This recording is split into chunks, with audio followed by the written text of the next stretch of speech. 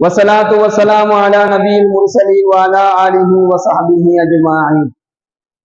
أعوذ بالله من الشيطان الرجيم بفضل بسم الله الرحمن الرحيم. ربنا ولا تحمل علينا إسرا كما حملته على الذين من قبلنا. ربنا ولا تحمل علينا இறைவா எங்கள் மீது நீ சுமைகளை சுமத்து விடாது.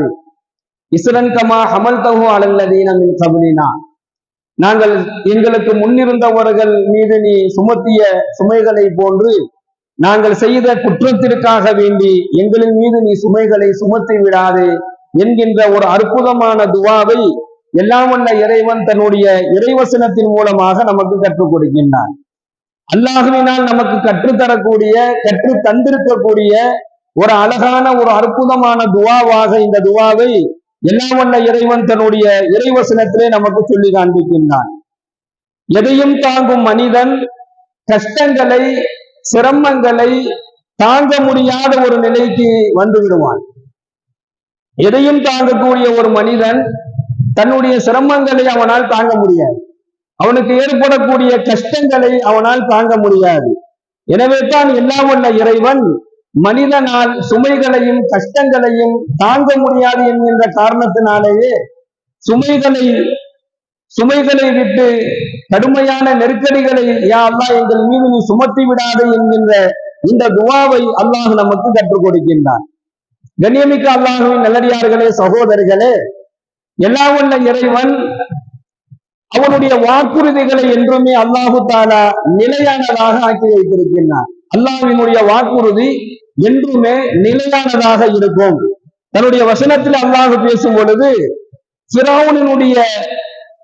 ஃபிரௌன் கடைசி நேரத்தில், அந்த கடலில் மூழ்கடிக்கப்பட்ட அந்த கடைசி நேரத்தில் ஃபிரௌன் அல்லாஹ்விடத்துல சொன்ன ஒரு வார்த்தை என்ன அப்படின்னு சொன்னா, இறைவா நான் உன்னை ஈமான் கொண்டு விட்டேன் என்பதாக குறிப்பிட்டான். அவனுடைய உயிர் போகக்கூடிய அந்த கடைசி நேரத்துல நான் உன்னை ஈமான் கொண்டேன் என்பதாக ஃபிரௌன் அல்லாஹ்வை ஈமான் கொண்டேன் என்பதாக ஒப்புக்கொண்டான்.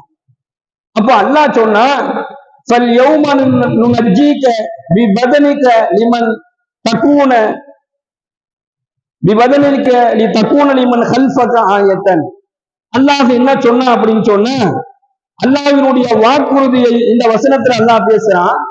நீ கடைசி நேரத்துல நீ ஈமான் கொண்டு விட்டேன் என்பதாக சொன்ன அந்த ஒரே ஒரு காரணத்திற்காக வேண்டி, உனக்கு பின்னால் வரக்கூடிய மக்களுக்கு ஒரு அத்தாட்சிக்காக வேண்டி உனது உடலை நாம் பாதுகாப்போம் என்பதாக எல்லாம் வல்ல இறைவன் ஃபிரௌனினுடைய அந்த கடைசி அவனுடைய அந்த மரண தருவாயில அவன் ஈமான் கொண்டதற்கு இணங்க அல்லாஹ் இந்த வாக்குறுதியை கொடுக்கிறான். உனது உடலை நாம் பாதுகாப்போம் என்பதாக அல்லாஹ் சொன்ன அந்த இறைவன் அதை இன்று வரையிலும் நடைமுறையில் இருக்கிறது என்பதை வரலாற்று நிகழ்வாக நம்மால் பார்க்க முடிகின்றது. அதாவது கிபி 1889 கண்டுபிடிக்கப்பட்ட அந்த ஃபிரௌனுடைய உடல் தலைநகர் கெய்ரோவிற்கு கொண்டு வரப்பட்டு 1907 முதல் அரசினுடைய அருங்காட்சியகத்தில் அது வைக்கப்பட்டிருந்தது. அதுக்கு பின்னாடி என்ன செய்யறாங்க அப்படின்னு சொன்னா, 1975 அந்த உடலை பரிசோதனை செய்கின்றார்கள். இது உண்மையால ஃபிரௌனுடைய உடல் தானா, அந்த ஃபிரௌன் என்று சொல்லக்கூடிய அவனுடைய உடல் தானா, உண்மையிலே இது நீரில் மூழ்கடிக்கப்பட்டு இறந்த உடல் தானா என்பதை 1975 என்ன செய்யறாங்க, பரிசோதனை செய்யறாங்க.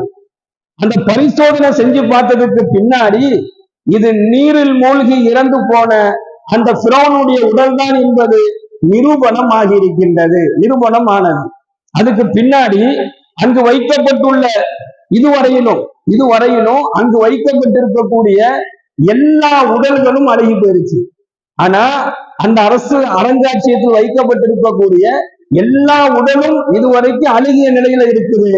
ஃபிரௌனுடைய உடல் மட்டும் இதுவரை அழுகல, இதுவரைக்குமே அழுகி போகாம அது அல்லாஹ் அத்தாட்சி அப்படியே வச்சிருக்கான். அல்லாஹ் குர்ஆன்ல சொன்னதுதான், فَالْيَوْمَ نُنَجِّيكَ بِبَدَنِكَ لِتَكُونَ لِمَنْ خَلْفَكَ آيَةً. உமது உடலை நாம் பாதுகாப்போம். அதுல நமக்கு அல்லாஹ் நிறைய படிப்பினையை வச்சிருக்கிறான். அப்ப அல்லாஹ் ஒரு வாக்குறுதி கொடுத்துட்டான் அப்படின்னு சொன்னா அந்த வாக்குறுதி உண்மையானதாக இருக்கும். நாம மனிதர்கள் கொடுக்கக்கூடிய வாக்குறுதி மாதிரி இறைவனுடைய வாக்குறுதி இருக்காது. அவனுடைய கடைசி மரண தருவாயில அல்லாஹ் சொன்ன வாக்குறுதி தான் உன்னுடைய உடலை பாதுகாப்போம் என்பதாக அல்லாஹ் கூறினால், அதே போல் இன்று வரையிலும் அல்லாஹ் அவனுடைய உடலை பாதுகாத்து வருகிறான் என்று சொன்னால், அல்லாஹினுடைய பாதுகாப்பு மட்டுமே இந்த உலகத்தில் எல்லோருக்கும் சிறந்ததாக இருக்கும். அப்ப அல்லாஹ்வுடைய பாதுகாப்பு நமக்கு தேவை. அந்த இறைவனிடம் நாம் பாதுகாப்பு எப்படி தேட வேண்டும் என்பதை தான் இந்த துவாவின் மூலமாக, இந்த வசனத்தின் மூலமாக அல்லாஹ் நமக்கு கற்றுக் கொடுக்கின்றான். ரப்பனா வலா தஹ்மில் அலைனா இஸ்ரன் கமா ஹமல்தஹு அலல் லதீன மின் கப்லினா. இறைவா, நாங்கள் செய்த குற்றத்திற்காக வேண்டி எங்கள் மீது நீ சுமைகளை சுமைத்து விடாது. எங்களுக்கு முன்னிருந்தவர்களின் மீது நீ சுமைகளை சுமத்தியது போல் எங்கள் மீது என்ன செஞ்சிடாத, சுமைகளை சுமத்தி விடாது என்கின்ற இந்த துவாவை எல்லாம் வல்ல இறைவன் தன்னுடைய வசனத்தின் மூலமாக நமக்கு கற்றுக் கொடுக்கின்றான். அல்லாஹு தஆலா கடுமையான சுமைகளை விட்டு நம்மை பாதுகாப்பானாக. கண்ணியமிக்க அல்லாஹ்வின் நல்லடியார்களே, சகோதரர்களே, நபிகள் நாயகம் ஸல்லல்லாஹு அலைஹி வஸல்லம் அன்னவர்கள் அல்லாஹ்விற்கு விருப்பமானது ஒன்றையும் அல்லாஹ்விற்கு வெறுப்பான ஒன்றையும் நமக்கு சொல்லிக் கொடுக்கின்றார்கள். எதெல்லாம் அல்லாஹ்வுக்கு விருப்பமானதாக இருக்குமோ, விருப்பமான செயலாக இருக்குமோ, விருப்பமான இடமாக இருக்குமோ, அங்கெல்லாம் நாம இருக்கும் பொழுது அல்லாஹ்வினுடைய உதவி நமக்கு கிடைக்குது. அல்லாஹ் நெருக்கடிகளை விட்டும் சுமைகளை விட்டு அல்லாஹ் நம்மளை பாதுகாத்துறான். அதுல இந்த உலகத்திலேயே அல்லாஹ்விற்கு மிகவும் விருப்பமான ஒரு இடத்தை பற்றி நபிகள் நாயகம் ஸல்லல்லாஹு அலைஹி வஸல்லம் அவர்கள் சொல்கின்றார்கள். அஹப்புல் பிலாதி இலல்லாஹி மசாஜிதுஹா. இந்த உலகிலேயே அல்லாஹ்விற்கு மிகவும் பிடித்தமான ஒரு இடம் இருக்கிறது என்று சொன்னால் மசாஜிதுஹா, அது பள்ளிவாசல் தான் என்பதாக நபிகள் நாயகம் ஸல்லல்லாஹு அலைஹி வஸல்லம் அவர்கள் சொல்லி காண்பிக்கின்றார்கள். இந்த பள்ளிவாசல் என்பது சாதாரணமான ஒரு இடம் அல்ல. அது அல்லாஹ்வினுடைய வீடு. அது அல்லாஹ்வினுடைய கருணையும் அல்லாஹ்வினுடைய ரஹ்மத்தும் இறங்கக்கூடிய ஒரு இடம். பள்ளிவாசல்கள் என்பது நமது வறுமையை நீக்கக்கூடிய ஒரு இடம். ஸல்லல்லாஹு அலைஹி வஸல்லம் அன்னவர்கள் அதனுடைய சிறப்புகளை பற்றி சொல்லும் பொழுது, பள்ளிவாசல்கள் என்பது நமது நெருக்கடிகளை நீக்கக்கூடிய ஒரு இடம். பள்ளிவாசல்கள் என்பது நமது சுமைகளை நீக்கிவிடக்கூடிய ஒரு இடம். ஸல்லல்லாஹு அலைஹி வஸல்லம் காலத்துல சாப்பிடுவதற்கு வீடுகளில் உணவு இல்லாத நேரத்திலே, கடுமையான பசி வரக்கூடிய நேரத்தில் சஹாபா பெருமக்கள், ஏன் ஸல்லல்லாஹு அலைஹி வஸல்லம் அன்னவர்கள் கூட பள்ளியை நோக்கி வந்து அமர்ந்து கொள்வார்கள். கடுமையான பசி வரும் பொழுது, உண்ணுவதற்கு உணவு இல்லாத அந்த கடுமையான அந்த நெருக்கடியான அந்த நேரங்களில் அந்த பசியை தாங்கிக் கொள்ள முடியாமல் பள்ளிவாசலில் வந்து அமர்ந்து கொள்வார்கள். காரணம் என்னவென்று சொன்னால், பள்ளிவாசலில் அல்லாஹு தஆலா ஒரு மனிதன் எத்தகைய வெறுமையோடு வந்தாலும் அந்த வெறுமையை அல்லாஹ் நீக்கி விடுகின்றான். எவ்வளவு பெரிய வறுமையோடு வந்தாலும் அந்த வறுமையை அல்லாஹ் நீக்கி விடுகின்றான். இந்த உலகத்திலேயே அல்லாஹ்விற்கு மிகவும் பிரியமான ஒரு இடமே இந்த பள்ளிவாசல் தான். இன்னொரு ஹதீஸ்ல நம்ம பார்க்கிறோம், ஒருவர் அதிகமாக பள்ளியின் பக்கம் நெருங்கி வருகின்றாரோ, பள்ளிவாசலோடு தொடர்பு வைக்கின்றாரோ, பள்ளிவாசலிலே தங்கிக் கொள்கின்றாரோ, அவருக்கு நாளை மறுமை நாளையில எல்லாம் வல்ல இறைவன் அரசினுடைய நிழலில் இடமளிப்பான் என்பதாக நபிகள் நாயகம் ஸல்லல்லாஹு அலைஹி வஸல்லம் அவர்கள் கூறி காட்டுகின்றார்கள். இது அல்லாஹ்விற்கு மிகவும் பிரியமான இடம். இந்த பள்ளிவாசல்ல நாம இருந்துகிட்டோம் அப்படின்னு சொன்னா, நமக்கு அல்லாஹ் சுமைகளை, கஷ்டங்களை, நெருக்கடிகளை, வெறுமைகளை, வறுமைகளை விட்டு என்ன செஞ்சிருவான், அல்லாஹ் பாதுகாப்பை நிச்சயமாக வழங்குவான் என்பது இந்த ஹதீஸின் வாயிலாக நாம் தெரிந்து கொள்ள முடிகின்றது. அடுத்து ஸல்லல்லாஹு அலைஹி வஸல்லம் அவங்க சொல்றாங்க, இந்த உலகத்திலேயே அல்லாஹ்விற்கு மிகவும் வெறுப்பான ஒரு இடம் இருக்குது அப்படின்னு சொன்னா அது என்னன்னு சொன்னா, அபகலுல் பிலாதி இலல்லாஹி அஸ்வாகுஹா. அல்லாஹ்விற்கு மிகவும் வெறுப்பான ஒரு இடம் இந்த உலகத்துல இருக்குது அப்படின்னு சொன்னா இலல்லாஹி அஸ்வாகுஹா, அதுதான் கடை வீதி என்பதாக நபிகள் நாயகம் ஸல்லல்லாஹு அலைஹி வஸல்லம் அவர்கள் சொல்லி காண்பிக்கின்றார்கள். இந்த கடை வீதி இருக்குது, உலகிலேயே அல்லாஹ்விற்கு மிகவும் வெறுப்பான ஒரு இடம் இதுதான். இந்த கடை வீதியில என்னெல்லாம் உருவாகும் அப்படின்னு சொன்னா, முதல்ல எடுத்துக்கிட்டீங்கன்னா குழப்பங்கள் உருவாகக்கூடிய ஒரு இடமாக கடை வீதிகள் இருக்கின்றது. இரண்டாவது, ஃபித்னாக்களும் ஃபசாதுகளும் உருவாகக்கூடிய ஒரு இடமாக கடை வீதிகள் இருக்கின்றது. அடுத்து, சண்டை சச்சரவுகள், அதுவும் வீணான சண்டை சச்சரவுகள் உருவாகக்கூடிய இடமாக கடை வீதிகள் இருக்கின்றது. வாக்குவாதங்கள், தேவையில்லாத வாக்குவாதங்கள் உருவாகக்கூடிய இடங்களாக இந்த கடை வீதிகள் இருக்கின்றது. ஒருவர் கடை வீதியை அதிகமாக தான் இருக்கக்கூடிய இடமாக ஆக்கிக் கொள்கின்றார்கள். ஒருவர் கடை வீதியிலேயே தன்னுடைய அந்த மன மகிழ்ச்சிக்கு அந்த கடைவீதி செல்வதை ஒரு காரணமாக எடுத்துக்கொள்றாரு. ஒரு மாதிரி எனக்கு கடைவீதிக்கு போயிட்டு வருவோம். கடைவீதிக்கு போகுவது, கடைவீதி செல்வது, தேவையான நேரங்களில் செல்வது தவறல்ல.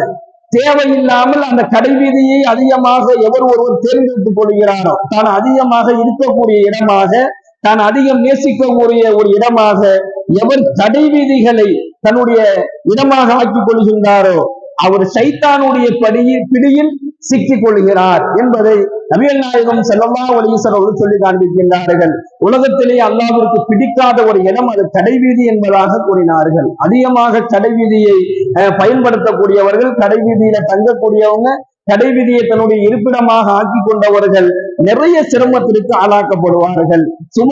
நிறைய சுமைகளை என்ன செஞ்சிருவாங்க, அவர்கள் அங்கு கடைவீதியிலேயே இருக்கிற காரணத்தினால அங்கு ஏற்படக்கூடிய ஃபித்னாக்கள், ஃபசாதுகள், குழப்பங்கள், சண்டைகள், சச்சரவுகள், வீணான வாக்குவாதங்கள், இதுல எது சரி எது தவறு என்பது தெரியாமல் அவர்கள் என்ன செஞ்சிருவாங்க, சைத்தான் பாவத்தின் பக்கம் அவர்களை இழுத்து கொண்டு போய் சேர்த்துட்டான் அப்படின்னு சொன்னா அந்த பாவத்தின் மூலமாக நிறைய சுமைகளை சுமக்கக்கூடிய ஒரு சூழல் ஏற்பட்டு விடும் என்பதை நாயகம் ஸல்லல்லாஹு அலைஹி வஸல்லம் அவர்கள் தடுக்கின்றார்கள். அல்லாஹ்விற்கு பிரியமான இடம் பள்ளிவாசல், அல்லாஹ்விற்கு வெறுப்பான இடம் கடைவீதி. பிரியமான பள்ளிவாசலை நோக்கி எவர் வருகின்றாரோ அவரை சுமைகளை விட்டு அல்லாஹ் பாதுகாக்கிறான். அல்லாஹ்விற்கு வெறுப்பான இடத்தை தேடி எவர் செல்கின்றாரோ அவருக்கு நெருக்கடிகளும் சுமைகளும் வந்து சேரும் என்பதை இந்த ஹதீஸின் வாயிலாக எச்சரித்து காட்டுகின்றார்கள். எல்லாம் வல்ல இறைவன் நெருக்கடிகளை விட்டும் சுமைகளை விட்டும் நம் அனைவரையும் பாதுகாப்பானாக. வாஹிரு தஅவானா அல்ஹம்துலில்லாஹி ரப்பில் ஆலமீன். அஸ்ஸலாமு அலைக்கும் வரஹ்மத்துல்லாஹி வபரகாத்துஹு. சுப்ஹானல்லாஹி வபிஹம்திஹி.